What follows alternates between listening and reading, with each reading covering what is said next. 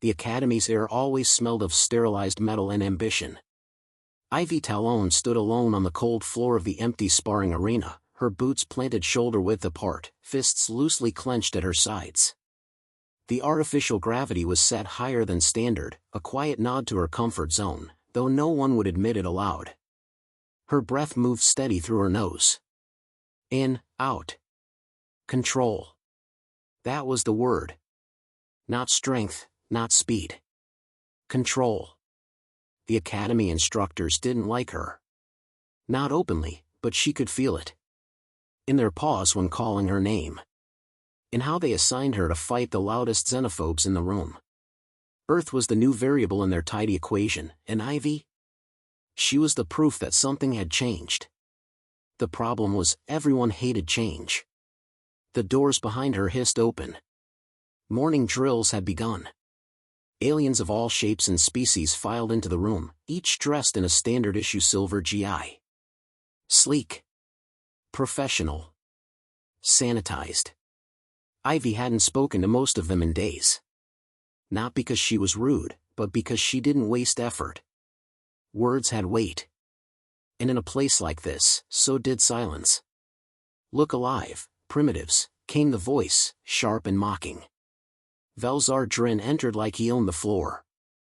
His feathers shimmered a dull emerald in the ceiling lights, crest high with confidence. His eyes, slitted, intelligent, immediately locked on Ivy. She didn't move.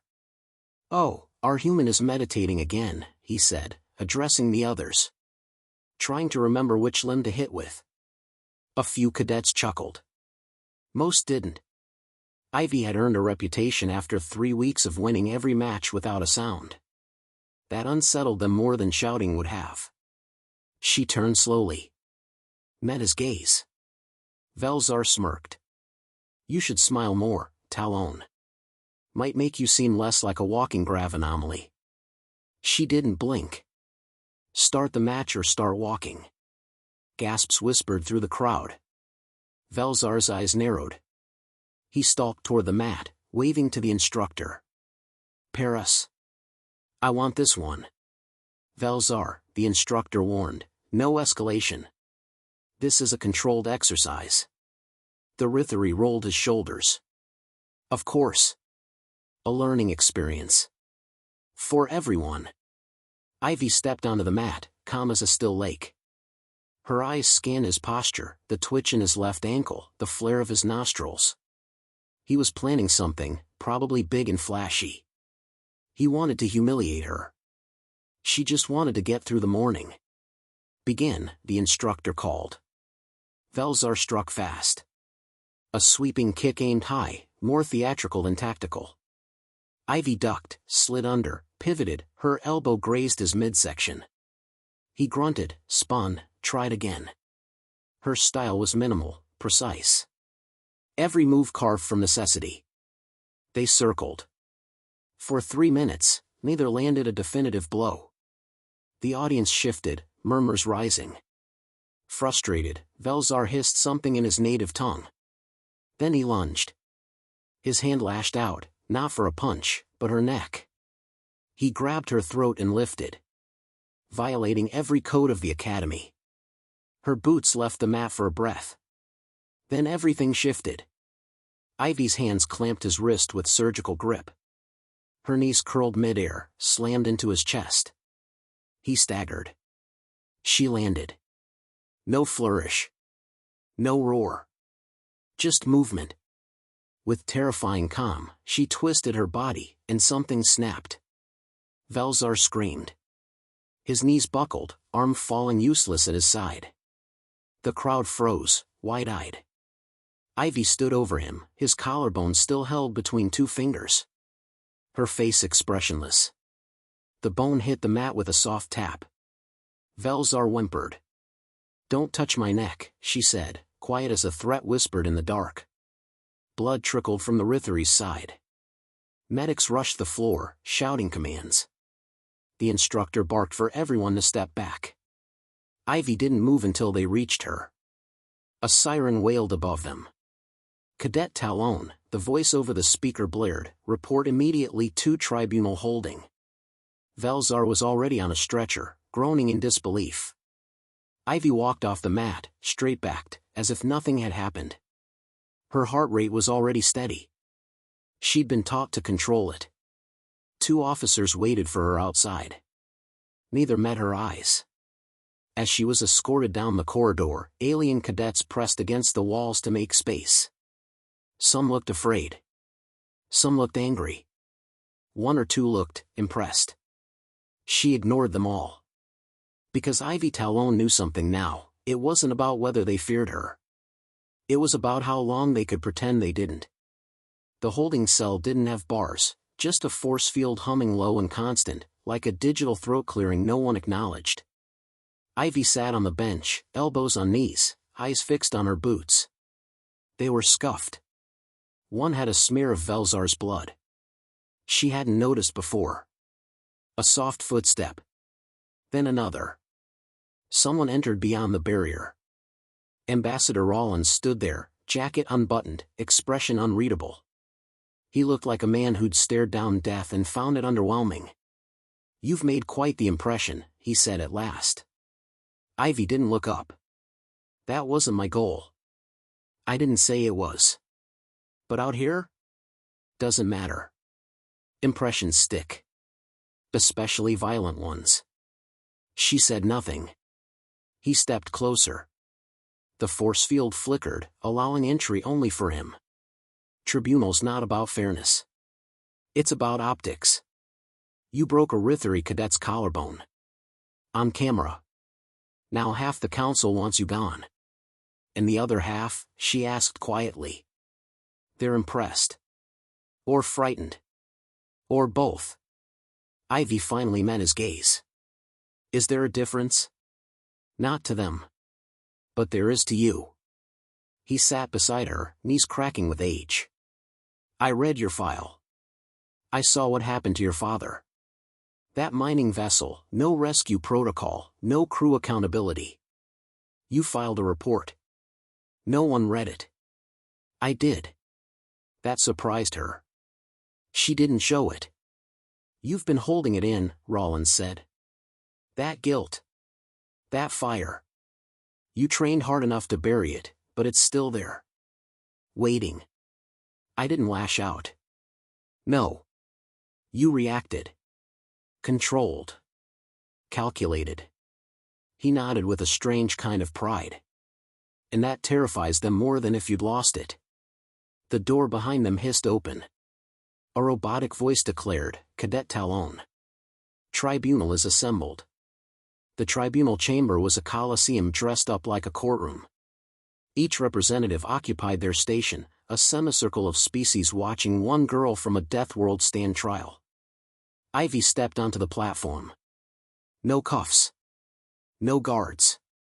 Just scrutiny. Velzar was absent. Too injured to appear, supposedly. A symbolic choice. His people knew how to play theater. The lead arbiter, a translucent-skinned alien, adjusted his voice modulator. Cadet Ivy Talon.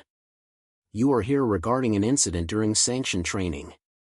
Your opponent, Cadet Velzar Drin, suffered a broken clavicle. Do you accept responsibility for the injury? Ivy's voice was even. I accept responsibility for ending the engagement. I do not accept blame for starting it. The alien blinked sideways. You claim self-defense? I claim enforcement of protocol. He used an illegal chokehold. I neutralized the threat with proportionate force. Murmurs rippled through the chamber. A Rithari diplomat stood. She was tall and elegant, her wings tucked tightly behind her back. Your restraint is noted. But we question the precision of your response. Ivy held her ground. Precision saved him. Indulgence would have crippled him.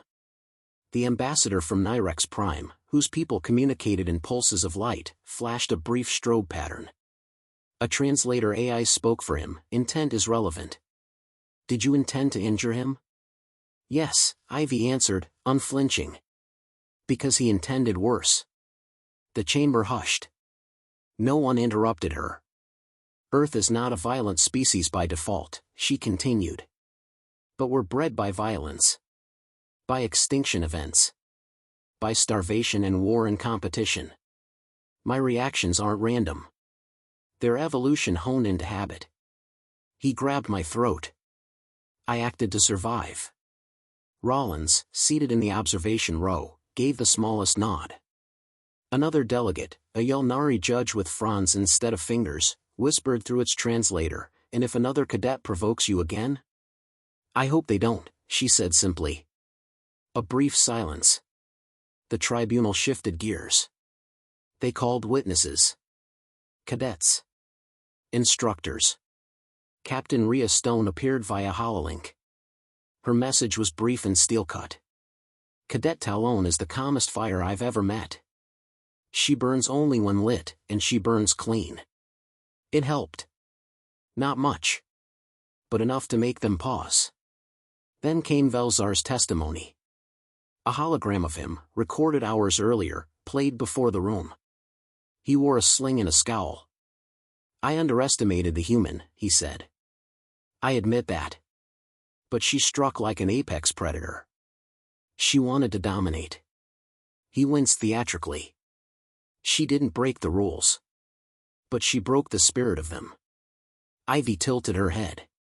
"Clever. Accuse her without accusing her." The arbiter tapped his desk. "Final question, Cadet Talon, do you regret your actions?" She didn't answer immediately. She thought of the feel of his fingers on her neck. The way her lungs pinched. The flash of old pain, her father's voice fading through static. The helplessness. "No," she said finally. "I regret that I had to act. Not how I acted." The tribunal recessed. Ivy waited outside with Rollins. Neither spoke. 10 minutes passed. 20. Finally, the doors opened. They re-entered the chamber. The arbiter stood. After deliberation, the tribunal reaches its decision. Silence fell. "Cadet Ivy Talon. You are not guilty of breach of conduct. However, your actions have raised concern. You are hereby placed under observation. One more incident, of any kind, and your position at this academy will be revoked." Ivy nodded once. Understood. The Rithari delegate narrowed her eyes. "Earth walks on a knife's edge. Remember that." Ivy turned to leave. At the exit, she paused. She looked back, voice low but steady. "You built this place to train warriors," she said. "Don't be surprised when some of us learn faster than others." Then she walked out. And for the first time in weeks, no one dared step in her way. Ask ChatGPT. The academy felt different now. Not quieter. Not louder. Just watchful. Like the walls themselves were listening. Ivy Talon walked the main corridor alone, boots sharp against the polished alloy floor. Conversations hushed when she passed. Some cadets stared. Others pretended not to. She didn't flinch. She didn't return their looks. Rumors moved faster than light in a place like this. By now, every species here knew what she'd done. The Deathworlder girl snapped a Rithari's collarbone and walked away like she was buying coffee. That was fine. Let them talk. In the combat simulator later that evening, Ivy stood before the hologrid, arms crossed. "Load program, level 6, jungle ambush, tripedian variant," she said. The floor shimmered, transforming into a dense alien jungle, thick with shadows and unfamiliar noise. Creatures clicked in the underbrush. Humidity shimmered against her skin. She breathed once. Then moved. Dodging traps. Neutralizing targets. No hesitation. The simulation blurred with memory. A jungle like this once swallowed a human survey team whole. She'd read the reports, memorized every failure. Not to avoid them, to correct them. A countdown beeped. Last enemy unit approaching.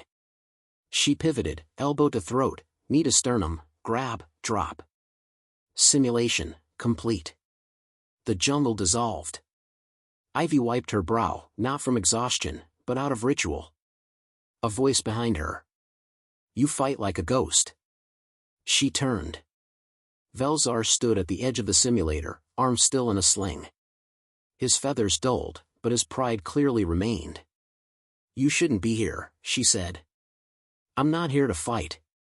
She didn't move. He walked closer, slower than usual. I reviewed the footage, he said. Over and over. I wanted to believe you escalated. That you struck without cause. And? I saw the moment my hand closed around your throat. The second after, your eyes changed. You didn't rage. You calculated. He said it like a confession. You humiliated me. You endangered me, she replied, voice flat. Velzar lowered his gaze. I assumed you were like the others. Posturing. Fragile. And now? You're still dangerous. But not unstable. That's generous, she muttered. I'm not here for apology, he added. I came to say, thank you. She frowned. I needed the lesson, he continued. You didn't just outmatch me. You exposed me. To myself. For a long beat, neither spoke. Then Ivy, slowly, I'm not your teacher. Don't romanticize pain because you lost. Velzar looked away. I deserved worse. She nodded once. You almost got it. He offered a dry chuckle. Fair. They stood in the silence of mutual understanding, not friendship, but recognition. Then he left. 2 days later, Ivy was called to the observation dome. She stood beneath the vast curve of reinforced glass, watching the stars crawl across space like glowing insects. The cadet commander, a lean, four-armed Sarati named Commander Thox, approached with a data slate. We've reviewed your performance, he said. Not just the tribunal incident. Everything. She waited. Your marks are in the top percentile. Your instructors report tactical brilliance and emotional control, though some question whether that control is sustainable. Her hands remained behind her back. Is this a warning? No, Thox said. It's a notice. He turned the slate toward her. Her name glowed on the screen, beneath it the insignia of the Ghost Unit, an elite interspecies strike force deployed in the most dangerous zones, usually off the record. You've been shortlisted. Ivy's brow furrowed. I didn't apply. You didn't have to, Thox replied. You're the kind of weapon they don't build, they discover. She looked back out at the stars. And if I say no? No one will force you. But understand what this means. Ghost Unit members don't just survive. They shape outcomes. She studied the insignia. A white flame on a black field. I'll think about it, she said. That's more than most give me, Thox muttered, then turned and vanished into the corridor. That night, Ivy sat on her bunk, fingers wrapped around the dog tag her father had left her. Not military issue, just his initials carved into an old coin from Earth. She hadn't worn it in a while. She didn't cry. Not anymore. Grief had calcified into something sharper. She remembered his voice, quiet and unshaken, even as the oxygen hissed out of the shuttle. Don't let them define what strength means. Make your own rules. She placed the tag over her neck. Let it rest just above her heart. The next morning, a new cadet arrived. Tiny, wiry. Human. Maybe 15, tops. White eyes. Pale knuckles on her luggage handle. Clearly terrified. Ivy watched from across the hall. The girl stumbled, nearly dropped her bag. A group of senior cadets, 3 Zeverans and a Grelk, sneered nearby. One made a clicking sound. Another Deathworld runt. The girl looked down. Said nothing. Ivy crossed the corridor in 6 steps. She didn't speak to the girl. Not yet. She just stepped between her and the sneering cadets. Gave one long look. The Grelk backed off first. The rest followed without a word. Only then did Ivy turn. You knew, she asked. The girl nodded. Mira. Ivy. The girl blinked. You're her, aren't you? Ivy gave the smallest smile. I'm just someone who finished her training early, she said. You'll be fine. The girl's shoulders relaxed slightly. Ivy pointed down the hall. Mess hall's that way. Don't let anyone cut you in line. Mira hesitated. Thanks. Really? As she walked off, Ivy stood still. She hadn't made a speech. She hadn't broken anything. But everyone had seen. And sometimes, walking away was louder than breaking bones. Ask ChatGPT. They changed the rules. Not officially, no broadcast, no council vote, but everyone felt it. Ever since the tribunal, ever since Velzar walked into the infirmary and Ivy walked out of the courtroom with nothing but a warning in her dignity, the cadence of the academy shifted. Cadets watched what they said. Instructors rephrased their criticisms. Ivy didn't become popular, she became a fixed point. A name others used when they thought they could get away with something. You'll get your neck snapped like Velzar if you try that. She heard it more than once. But Ivy didn't want to be a threat. She just wanted the silence back, the space to train, to learn, to outwork her own grief. But now the silence was filled with reputation. She carried it like an exosuit. Too heavy to shed. Too tailored to ignore. 3 weeks later, during planetary field training on the ice moon Corral Beta, she found herself face to face with an old truth: strength invites challenge. They were split into squads. Interspecies teams dropped into hostile environments, evaluated on survival, cooperation, and threat response. Ivy's team included 2 humans, 1 Korra tactician with 3 hearts and no patience, and 1 Chirani glide scout who barely spoke. The mission: reach the extraction point 70 clicks south before temperatures dropped below survivable levels. But halfway through, a second group appeared. Not part of the exercise. Saboteurs. Real ones. Pirates, remnants from the Ornery Syndicate, using training simulations as hunting grounds for weapons and cadet data. They didn't know who Ivy was. Not yet. Shots rang out. The snow exploded. Ivy rolled behind a ridge, tapped her comm squad. Status. Then Korra grunted. Tactile override, I've been tagged. Can't feel my left side. The scout's signal blinked erratically. Hold position, Ivy said, eyes narrowing. I'll move. She broke cover, sprinted across the snow. Bullets hissed past her. One grazed her leg. She barely winced. Her blood steamed against the cold. She moved fast, low, invisible. She circled wide, flanked the attackers, counted 7. Then 6. 1 down by her teammate's explosive trap. She reached the ridge. Tossed 2 flash grenades. Advanced in the chaos. Her body flowed, not with rage, but training. She hit the first pirate in the throat. The second never saw her, his helmet split in 2 before he touched the ground. The rest fled into the storm. Her team reassembled, bloodied but alive. The scout looked at her like she was a myth. I thought humans were primitive, he said. Ivy reloaded calmly. Most still are.